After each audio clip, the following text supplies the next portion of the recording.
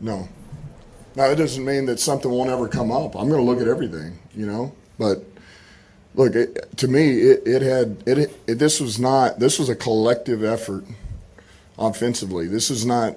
You can't blame one person there. Just like, I know maybe you think it's easy to just throw it out and for me to blame it on myself. Look, I gave they heard plenty from me in there. But the bottom line, that is the truth, is that I didn't help them. I didn't help them prepare for this game properly, or help our coaches help them prepare properly. So yeah, they got a hand in it, and we'll be evaluating them. But everybody's going to be evaluated as well. Everybody. Everybody is going to be evaluated. We're going to Big D Energy, Woodward Sports Network, T. Foss, Terry Foss, Detroit sports media icon in the building with us here today. My name is Neil Rule. Joy Bell DMAC will be back in effect tomorrow, but we are talking Detroit Lions. Really, how can you not be? As they fall 34-11 to the Cincinnati Bengals. Jared Goff, 202 yards, no touchdowns, interception. About 150 of those came in the fourth quarter. It was a grim scene down there at Ford Field. Fish told me there were north of 50,000 people in there. Okay. Did you get that information from the Lions? No, I got it from ESPN. Just their attendance track or whatever. Okay. I mean, I think I don't think it's a lie. I don't know. Yeah, there's nothing more honest in the world than attendance figures, Fish. Nothing more honest ever. It's people that go through the gates. No, so it's ticket all sold. They, a lot of times, they make up numbers. I remember back in the day, the Pistons, every game, 21,454, which is a sellout. There were not 21,000 people in that building. A lot of times it was like 15,000 or 16,000. There's a lot of empty seats, but they still say, hey, got another sellout tonight, 21,454. You're the greatest fans in the NBA. They just make stuff up. Well, that does happen at the LCA. You know why? Because everyone goes to the restaurants at the LCA. Oh, that's a great bit. I do remember that. There bit. are actually 22,000 to go, but half of them are in the restaurants eating Kid Rock's food, or what do they got, a Point Bet thing in there now? Point Bet's thing in there now? We they get got a lied Point Bet to as a sportsbooks. public. They lie to us. And we believe the lies. Well, so how do we fix it? How do we get actual attendance? You don't.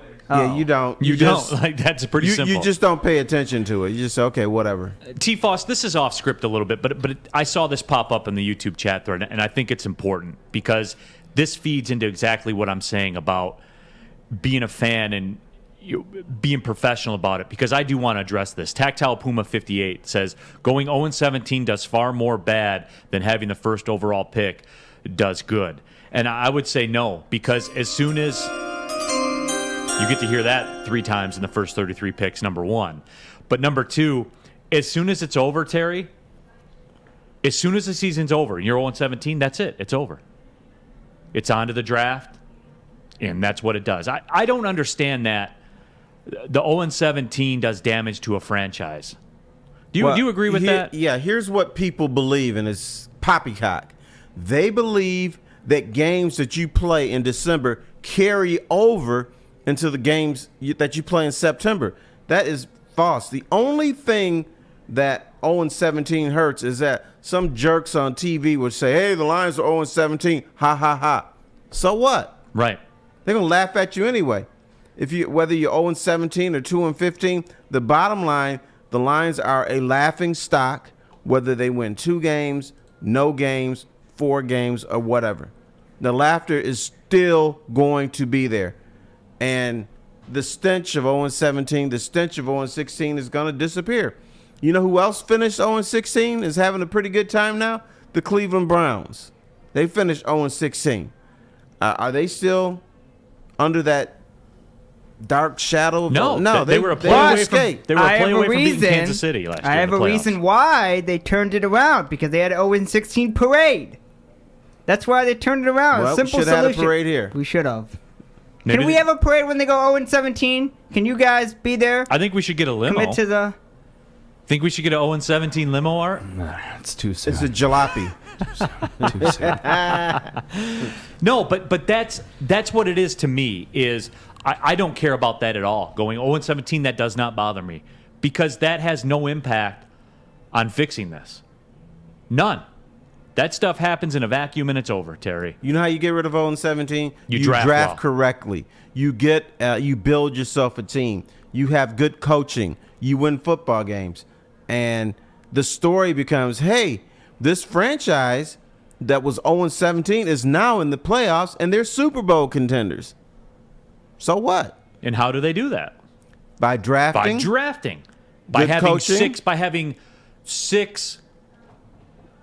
six picks in the first 33 picks in back-to-back drafts. Got to hit 4 of them. Bam.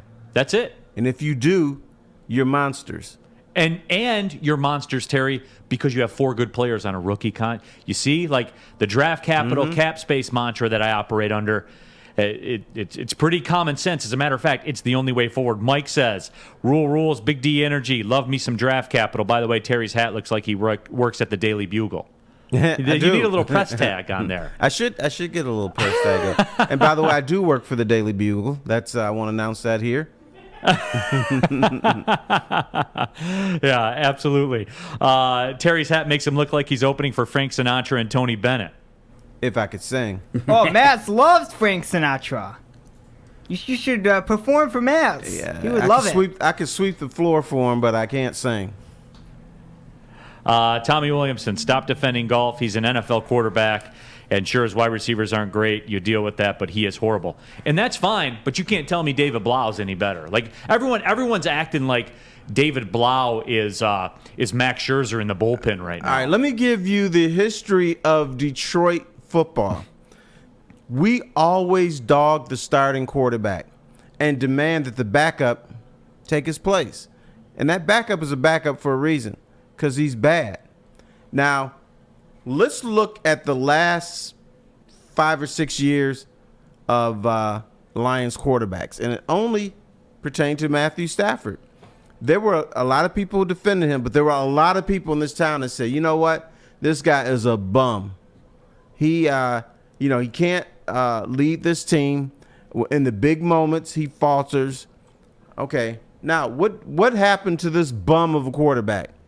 The dude goes to L.A. where there's a real franchise, a real team, real coaching, real players. Now he's the talk of the league. And Jared Goff is inferior to Matthew Stafford, but anybody who coaches this crap is going to look bad. Anybody who quarterbacks this crap is going to be dogged by us. Because I don't think fans understand. You don't understand how bad this franchise is because you love this franchise. You want to believe there's hope. There's no hope. No hope with dope, fans. Well, see, Terry, because I'm putting it all on Brad Holmes. That's the hope that I have. That is, as a Lions fan. I mean, I'm not going to go root for another team or anything like that. I mean, I've grown up rooting for this team, watching this team my whole life.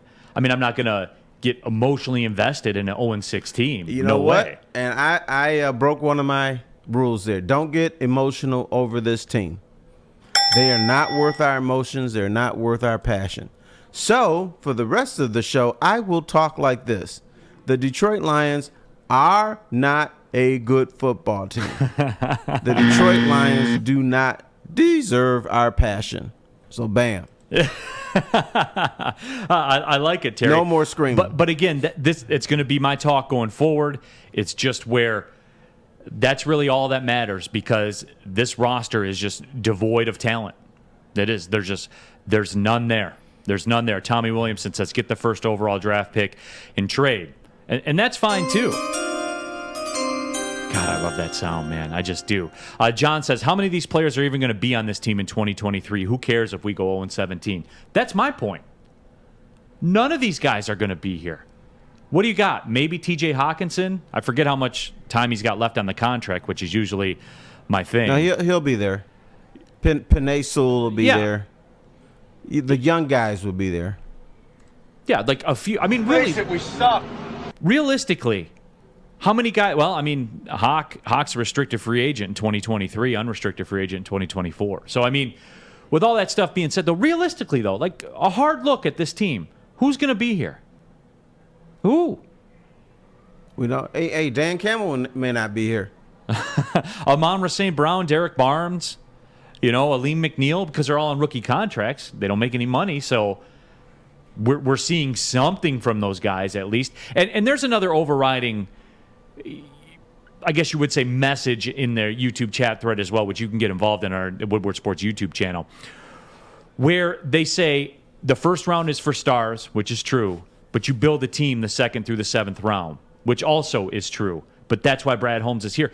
Keep in mind, people, the Rams never had a first-round pick his entire time because they were trading him to get that piece to put them over the top all the time. Right. And he built that franchise. Cooper Kupp, you guys know the roll call. Cooper Kupp, et cetera, et cetera, et cetera. All Brad Holmes picks in the non-first round. That's what I'm hanging my hat on, Terry. That's what I'm pushing all my chips in with because it's the only card that we have to play in our hand. But let's look. Here's what the Lions do. T.J. Hockenson can play. But other teams get their T.J. Hockenson and better in the third, fourth, and fifth rounds. Yeah. The Lions got to get it in the first round, or else they're not going to get it. You're absolutely right. And they are playing the Rams this weekend, which is fun. I know they're going to be an underdog,